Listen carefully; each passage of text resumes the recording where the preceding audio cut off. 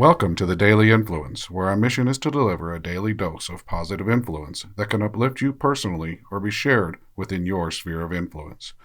While not every episode may directly apply to your unique circumstances, we strive to provide insights and inspiration relevant to most people's daily, weekly, and monthly lives. Whether you are tuning in during the morning, noon, or night, the Daily Influence is here for you.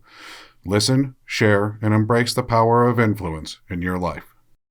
Hey everybody, Brian Smith here with the Daily Influence, and today we are embarking on talking about our foundation. And while we've touched on our foundation a little bit over the past couple weeks with the Who Am I, we're going to dive deeper into our foundation and why our foundation and understanding our foundation is so important and how it can benefit us as individuals in our areas of influence, not just for self, but how others perceive us, how others accept us, how we interact with others, how we understand our behavior with others, and how we process and deal with other people's behaviors, because our foundation is inclusive of everything to this point, everything that's happened to us.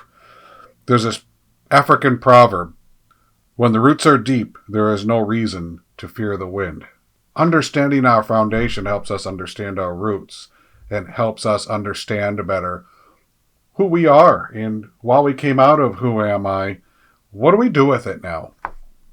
Being self-aware is a cornerstone of our foundation. That's why we've spent so much time in the Who Am I chapter and understanding and focusing, developing this focus on who we are and defining this cornerstone. We're all products of our environments. That includes family, friends, community, culture, socioeconomic status, religion, our beliefs, our day-to-day experiences. All of these and more are part of our foundation. And while, again, like we talked about in the Who Am I, they don't necessarily define us, but they are still part of us. They still influence us and influence ourselves, and also influences how we might influence others. And the understanding of our foundation is so important to knowing why we might react to things and do things that we do. Oftentimes, I hear people say, I just want to forget the past. And with traumatic issues and really negative issues, that's very understandable. And if you have those haunting you, if you have issues from your past that are so negative that they cause anxiety or other negative emotions or negative behavior issues, go get some help. It's really important that you talk to somebody, a professional psychologist, psychiatrist, a close friend or a colleague or somebody that you can trust. But don't let those things fester, because that festering adds that negativity to your foundation. And the sooner that you go and get that help, the sooner that you can maybe move past it and turn it into a positive life lesson instead of something that haunts or hurts you. This is why I think it's so important to look at our foundation and look at ourselves and become self-aware of what our makeup is, where we came from, all of these things that influence us. It's because we can have a really good understanding of why we might be doing things that we do. One of the things for me that really plagued me for the longest time was I hate surprises. I hate them terribly, hate them, all surprises. And I had to do this self-reflection to find out really why do I hate these surprises? And what I learned is because as a child, we moved all the time. And every time we moved, it was a dramatic surprise. Everything about my childhood was a dramatic surprise. There was nothing other than poverty that I can remember as being consistent. And so the surprises were at fourth grade. All of a sudden we were moving. We ended up in a place living with family. And then in fifth grade, we moved again. And then in sixth grade, we moved again. And then in seventh grade, we moved again. And every move was a surprise for me. this continued. And as I got more mature and began to grasp and get what I thought was more control over my own destinies, I started to micromanage things that happened to me. I started to become invasive about what happened to me. And it's not a good character trait to micromanage and to try to control everything around you.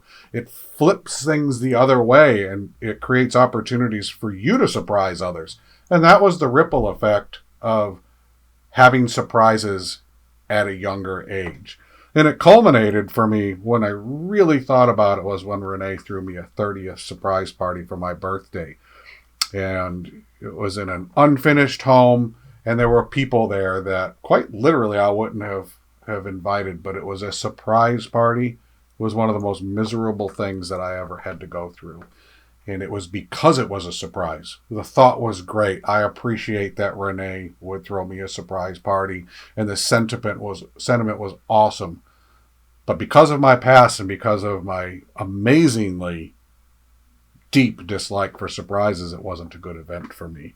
And I wanted to understand that. So becoming self-aware helped me to understand where those emotions came from surprises, why I behave the way I do when there's surprises, what is driving these negative feelings, these negative thoughts every time I have a surprise. And I understood it. And it was that self-reflection, self-awareness that helped me to do that.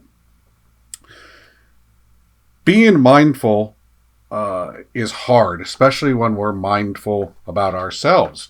We talked about self-justification and our ability to cover up and lie to ourselves about certain things. So when we become self-aware, one of the things that can be a byproduct when we really focus and slow down is our ability to do that in a non-judgmental way.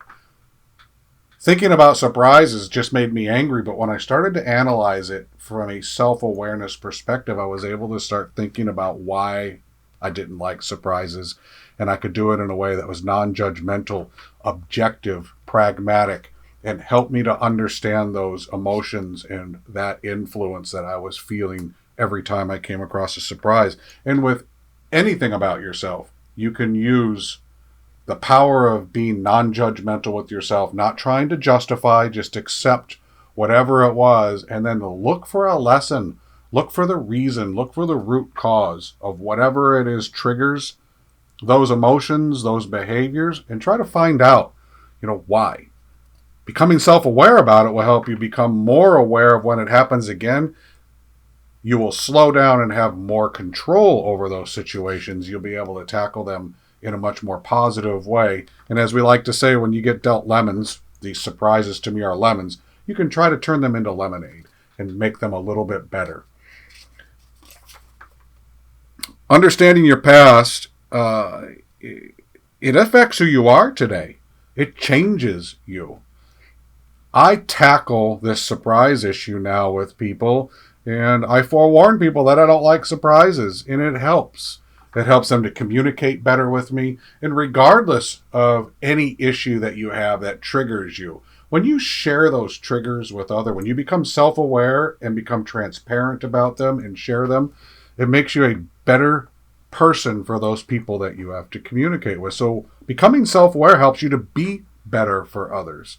And it helps you to be, beyond self-aware, it helps you to be your best self in almost any situation. Even for me, surprises, I can now be a better version of myself during a surprise and help move whatever is happening forward in a more positive light than a negative light.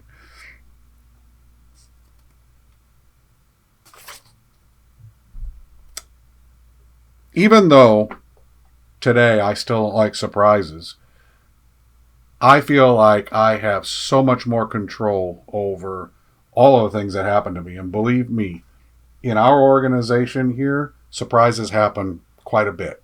We have hundreds, if not almost 1,000 employees globally.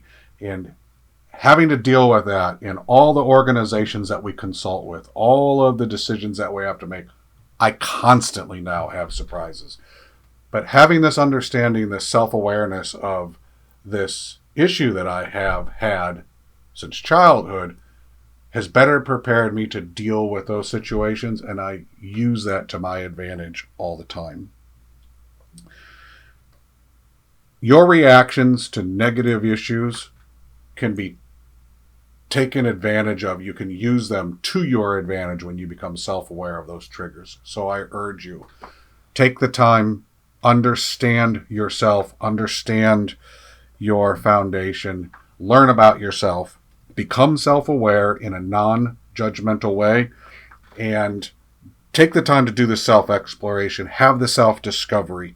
And that's the number one takeaway. Explore, discover, become aware of your own mind, what triggers you, what drives you, what influences you. And when you engage in that process, do it in as non-judgmental way as you can.